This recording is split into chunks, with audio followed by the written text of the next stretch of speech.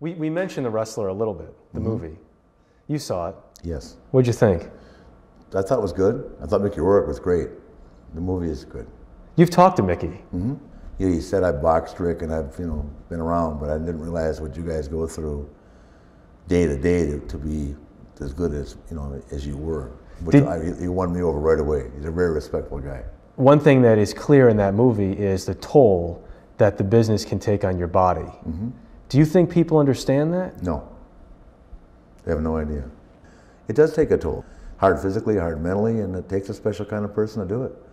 But I don't think the average person understands that, but at the same time, I don't run into that conversation of not respecting us at all anymore. That's the odd question. Your body has been through a lot. And you still, I'm ready to go. Vince.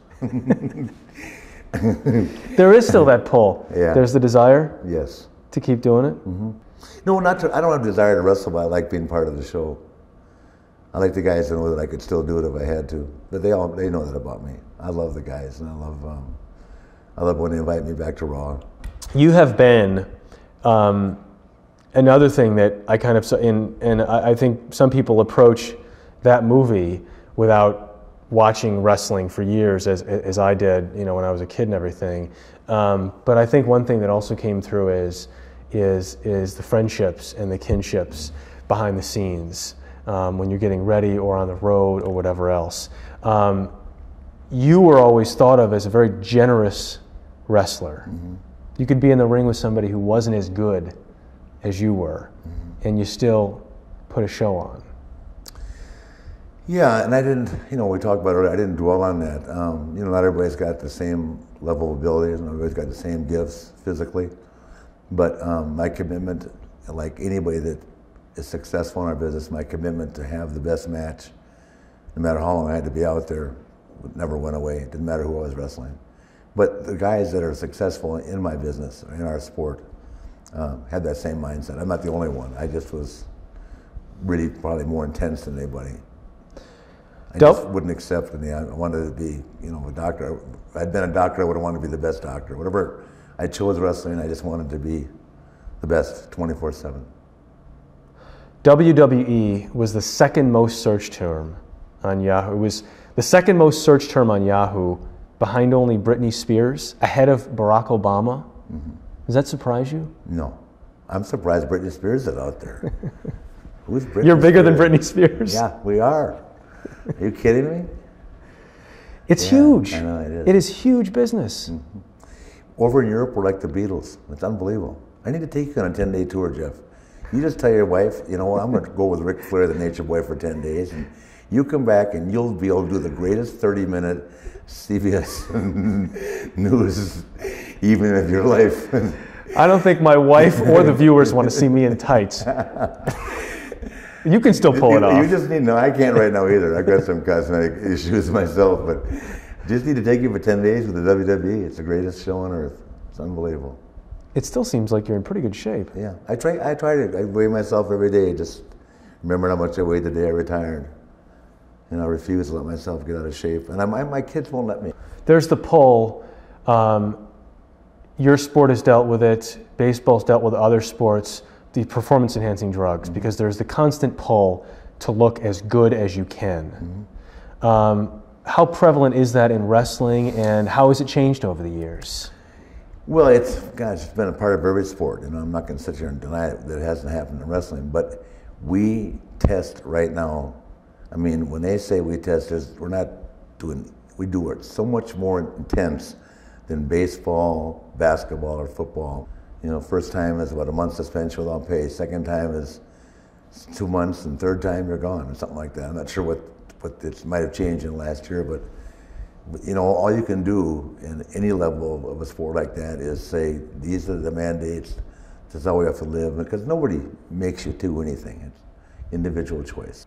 When you watch today, what kind of excites you the most, or what? Well, what excites me, I have three really close friends, Dave Bautista, Hunter, and Sean, that I love watching what they're doing. And of course, I really like The Undertaker a lot, the character, and I like Big Show. I like all the guys, but I've got 3 or 4 guys that I really I stayed close to, and I always watch what they're doing, you know, and what role they're playing, what part of the show they're in, and you know, it's just the memories. When you do something for 35 years, it's hard to just walk away and say goodbye to it all. You know, I miss that. I don't miss the 12-hour days getting ready for live TV, but I miss the 4 hours of the live TV, or 2 hours of live TV, and a couple hours before and after. Can you describe what kind of rush it was to be there in that ring? Well, it's second to none. I mean, I've told everybody when I first broke into business, Ray Stevens said to me, I said, God, I'm really nervous. And he said, the day you're not nervous, you don't belong in there, you know? So you're always nervous. It's live TV. It's anywhere from 10 to 20,000, sometimes 70,000, 75,000, depending on what the pay-per-view. Like at my retirement, there was 77,000 at WrestleMania in Orlando.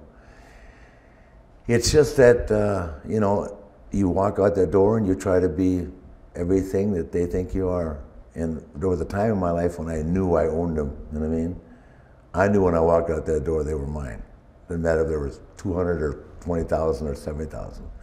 As I got older, I lost sight of that. But I mean, the real top performers know when they walk out the door, they've got them. It's just like when Elvis came through the curtain. Elvis knew every chick there was going.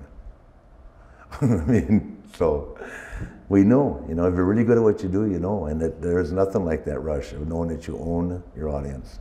You could still do it? Oh yeah, I could do it now. They won't let me.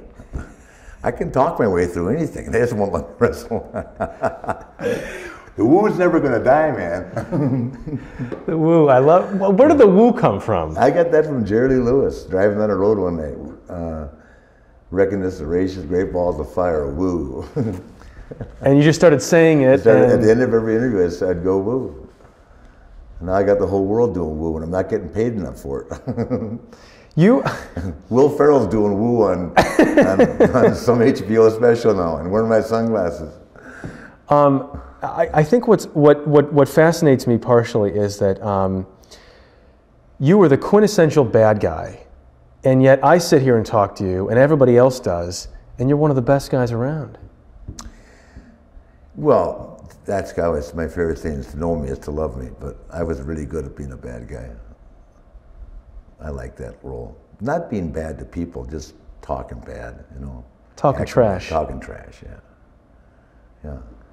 But that's what brings the viewers. It came natural, yeah. It was just it's a gift, and people say, I used to write that down for you. I said, write it down for me. I was thinking about it in the taxi from the airport to the Marriott to TV, you know, or whatever I experienced the night before, or I heard on a song, or whatever. I just, you know, I was just so excited about being Ric Flair and being a wrestler that I couldn't wait to get in front of the live camera. I can see the scar tissue on your forehead. Mm-hmm. How many times has your forehead been cut? Mm. How many times have I wrestled? Probably, who knows? Thousands of times? Oh, thousands of times, yeah. And you still bleed? Mm-hmm. The best. You're proud of your bleeding ability. I'm proud of it, yeah. You bleed like nobody else. I bleed like nobody else. Red is green. as we know, you still have some of the wild nights. But those wild times where it was just, I mean, it was you were out all night drinking and then you showed up for...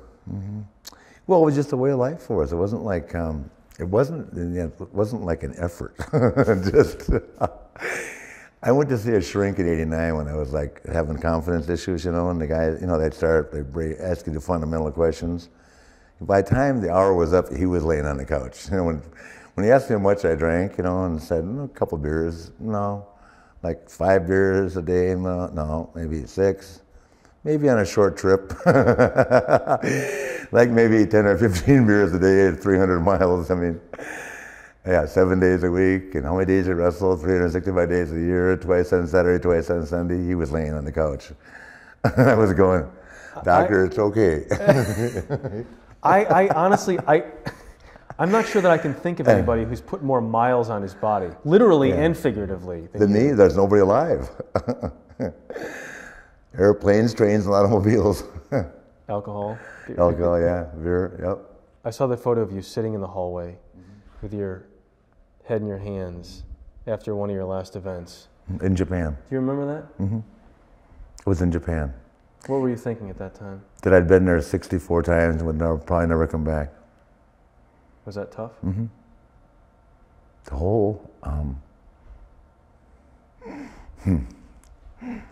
whole couple months build-up was hard for me. To the retirement. Mm-hmm. Good though, not bad. It was all good. It's just hard to say goodbye. It's still hard. I know you're going to ask me that. You caught me off guard. You gave so much. Yeah, I did, but the business gave me so much.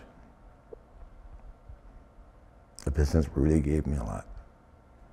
I didn't give nearly as much as it gave me.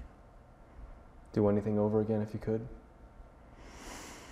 No, I might have made a few different decisions, but how could I do anything over and end up like I've ended up now? I mean, I've had just the greatest ride and the greatest time, and I'm retired for a year and still close to the guys. Going back, I just went back for the first time. I'm going back to the Hall of Fame.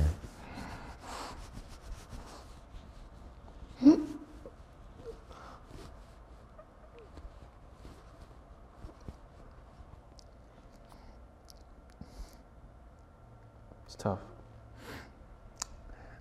It's great. It's all good. You caught me off guard. See, I know we're doing this. It's okay.